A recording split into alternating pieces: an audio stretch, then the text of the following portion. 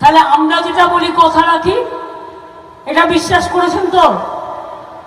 এবার আমি বলি সরকারি কর্মচারীদের, আপনাদের বলেছিলাম 1 মে থেকে 4% পে কমিশনের টাকাটা দেওয়া হবে। 1 মে মানে অ্যাকচুয়ালি টাকাটা আপনারা হাতে পাবেন 1 জুন, তাই তো? অঙ্কে তাই বলে, কিন্তু আমি তো আপনাদের দিদি হই, তাই আমি কি করলাম, আমি স্টেট আলোচনা করে আমরা এটাই ঠিক করলাম, এটা তো অলরেডি বাজেটে বলা আছে, আমরা 1 মে থেকে টাকাটা দেবো না, আমরা 1 এপ্রিল থেকে দেবো। তাহলে আপনি যখন 1 জুনে গিয়ে টাকাটা পাবেন, তখন আপনি ওই এপ্রিলের মাইনের সাথে ওই যে টাকাটা বাড়তি সেটা আপনি পেয়ে যাবেন। অর্থাৎ 1 মেতে আপনি মাইনে পাবেন 4% দিয়ে বেশি, সেটা 1 মে থেকে পেতেন, এটা কাউন্ট হবে 1 এপ্রিল থেকে।